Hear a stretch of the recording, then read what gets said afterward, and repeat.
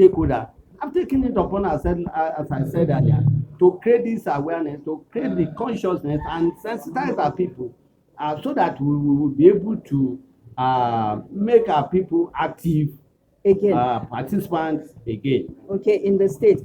Sir, knowing a problem is one thing, finding the solution is another thing. Quickly tell us, how do you think the narrative can be changed in Ondo State, politics? Yes, how the narrative can be changed is the first step is what we are trying to do By sensitizing the people, by encouraging the people to be co-participants, and by letting people that they have every right to demand question. Accountability, to ask questions, and to participate in how they are being governed.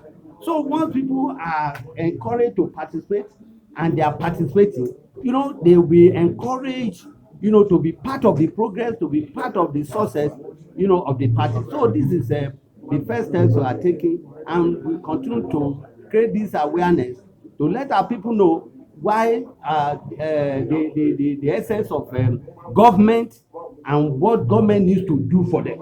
The people have to know what government needs to do for them, and to encourage them to demand accountability, from the government. Sir, your name and your portfolio, sir. Yeah, my name is Olakunle Oyegoke.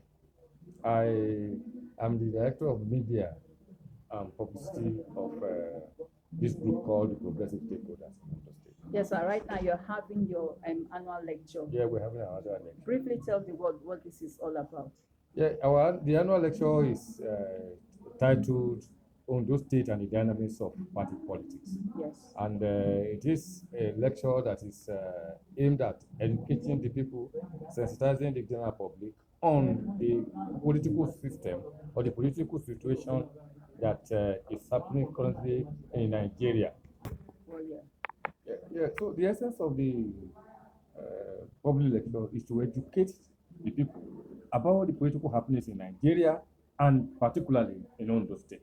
Right. Yes, against that background, Ondo State right now, yeah. How can you describe the politics or what is happening inside Ondo State right now? Yeah, what is happening in Ondo State now is very unfortunate, because we have never had it like this. It has never been as bad as things are in Ondo State presently, because we seem not to have somebody who is in charge, who is directing the state. And for instance, we have, I don't know whether you must have heard that people are demanding for the whereabouts of their governor. We have not seen the governor for almost some months now, and it seems there's a sense of no direction, because the governor is not available, the deputy governor is not available, the local government has been dissolved, no leadership at the local government level. Even the party too, the party that's supposed to be in charge to mobilize the people, well, it's not even there. Leadership is nil. So it's quite unfortunate, and things are not working. Things are not working. The ministry, that place, civil servants are disputing. It's very unfortunate. So would you say Ondo State is naked right now? It's completely because there's a need for leadership. Those who talk about the importance of leadership know what I'm talking about. And when there's no leadership, you mess up the whole system. Wow. So as one of the bona fide sons of Ondo State, how do you think this narrative can be changed right now? There is a system that has been put in place over the years everywhere in the world. Okay. That there's provision for leadership.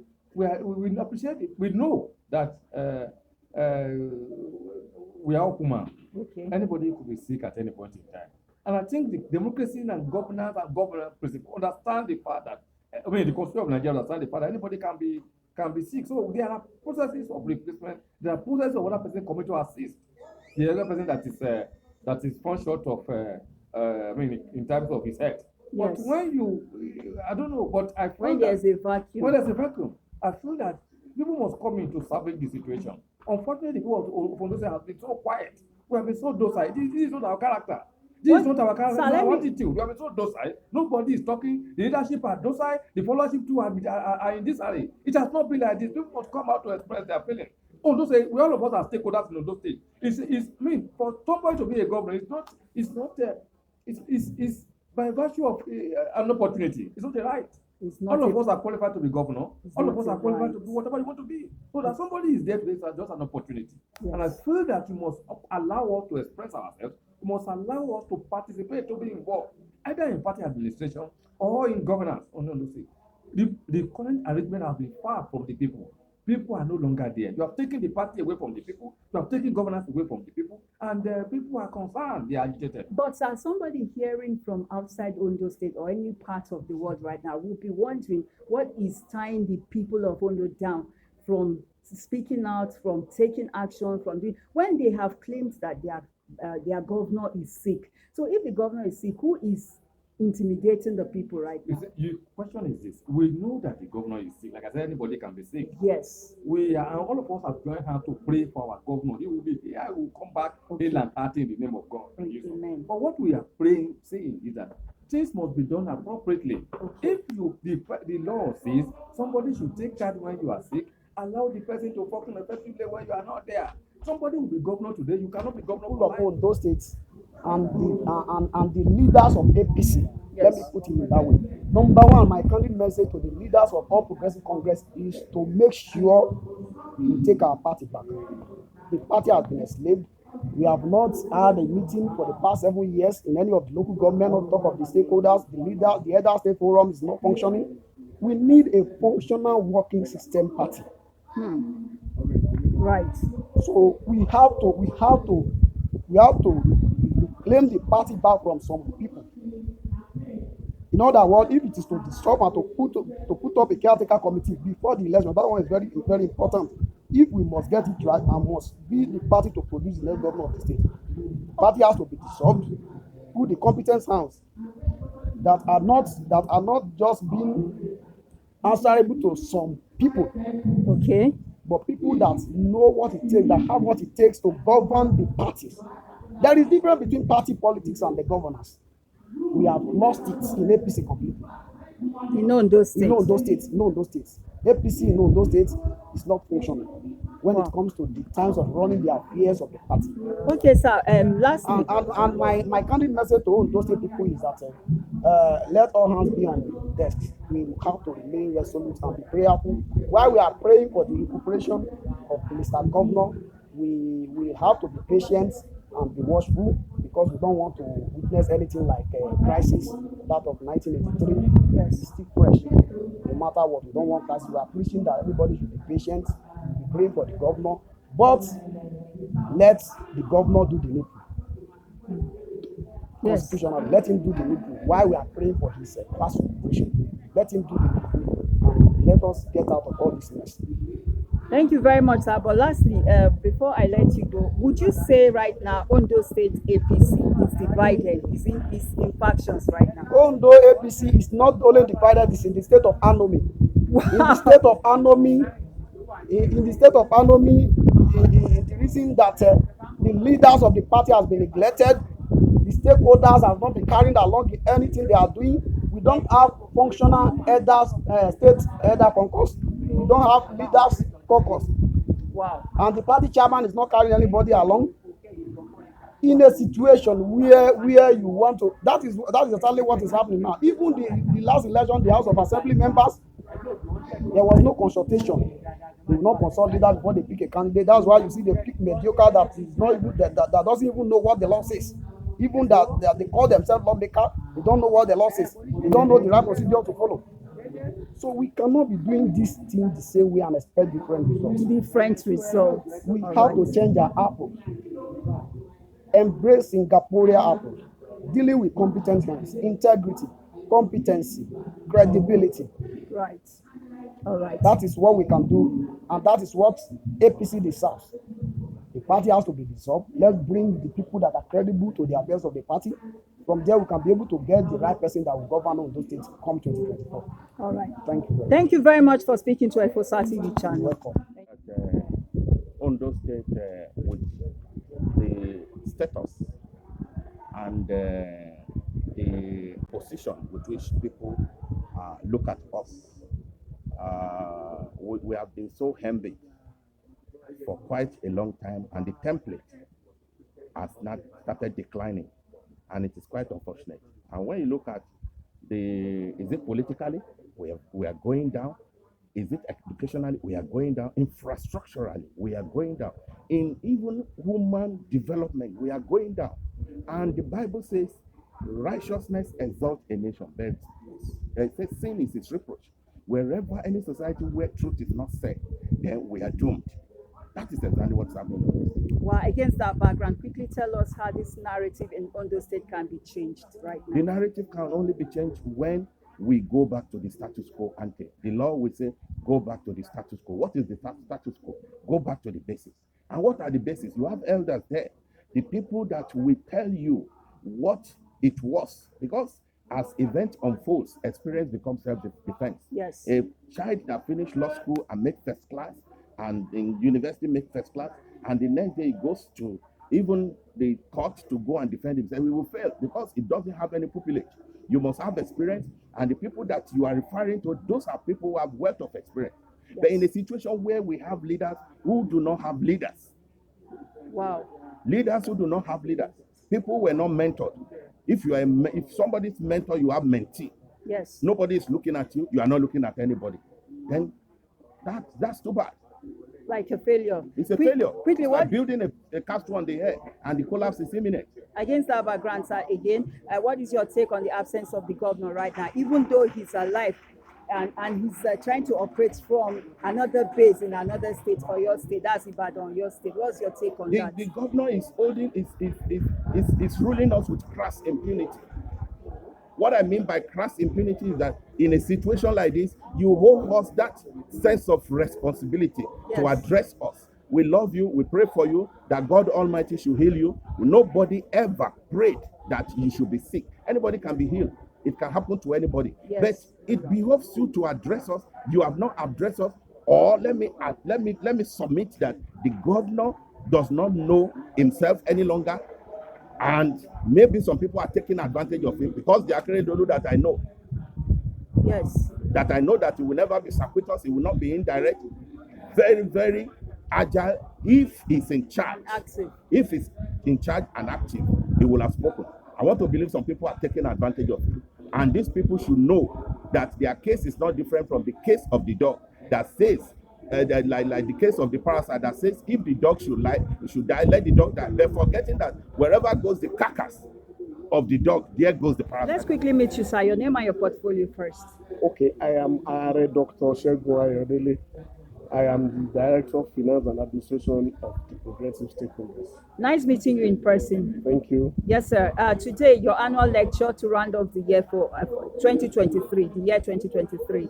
And one of the things you said back in there was let everybody go back to their LGAs, that's their local government areas, and try to get back the party. What do you think is the missing link for you to say that? Well, thank you very much. Unfortunately, our party is not working in tandem with the yearnings and aspirations of the generality of the party, particularly the party leaders. Okay. It is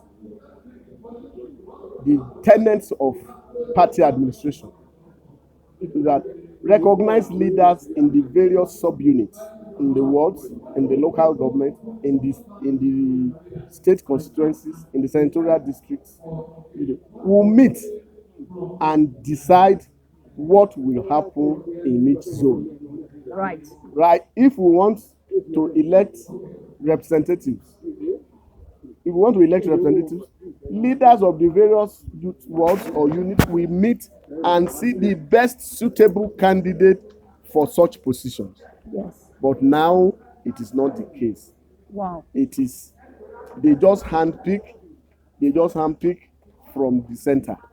Somebody that may not we may not even know in the various wards of the law. They will just handpick them and they just model things up.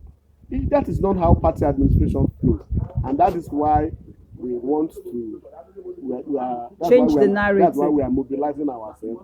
Yes. To the party that was handed over to us by the likes of Chief Obafemi Awolowo, Chief Adekunle Ajasin, even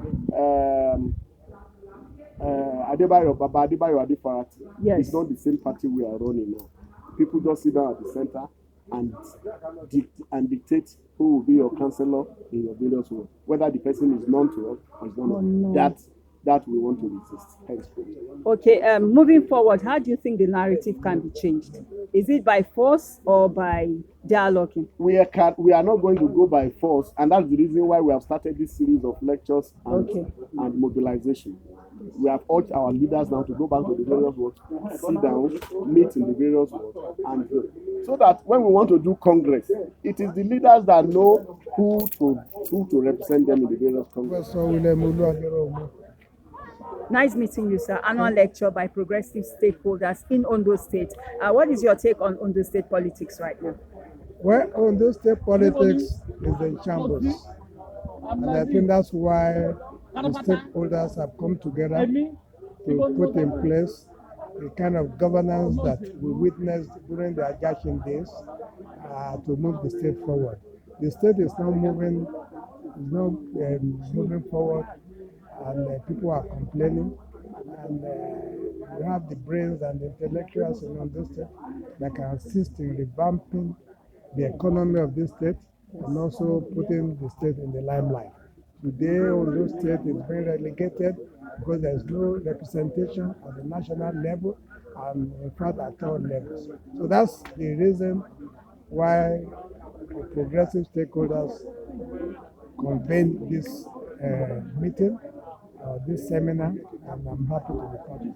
Against that background, sir, would you say the absence of the governor is really causing all the crisis? It has caused a lot of crisis, and people have taken advantage. Some people have told lies.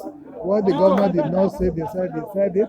So it has caused a lot of problems for the state. I think that's why we're in this mess. Okay, lastly, sir, how do you think this narrative can be changed? Quickly, sir. The narrative can be changed if our political elites confirm or practice what I've just said in the lecture. Yes. Namely, showing leadership, positive leadership traits. Then those in the National Assembly and those in the State House of Assembly, they protect the Constitution, they subscribe to rule of law, and they govern very well. Thank you very much, sir, for speaking to FOSA TV channel. Thank you very much. Thank you. Let's quickly meet you, sir. Your name and your portfolio, sir. I am Honorable Rotimi Rahman. All right, sir. And Secretary of the Progressive Stakeholders Forum. Okay, quickly tell us, today was your annual lecture, yes, and progressive stakeholders came together to start kicking against what is going on in Ondo State politics. What is your take on this, sir? My take is that we have to, readdress the situation. The situation now is that leaders of the party have been sidelined, so to say, and they are worried that having built this party from ground zero to this level, there's no point for them to have been sidelined up to this extent. I can remember when we started APC, I used to be the state organizing secretary of ACN. We transited to APC, and from APC, while we were in APC, I became the state secretary. As at the time we put resources together to form APC, we had no single councillor. It was due to hard work. Dint of hard work. That was how we brought the party up to a winnable stage. And for those people who actually did that job, for them to have been so sidelined is so unfortunate. Okay, against that background, sir, what do you think took place? You mean why this thing happened? Yes, why did it happen like that? Probably the governor has not really given, doesn't believe in the party's leader. He believes in his own people. He believes in his own people, and that is the problem we have now. All right. Thank you very much, sir, for speaking with us.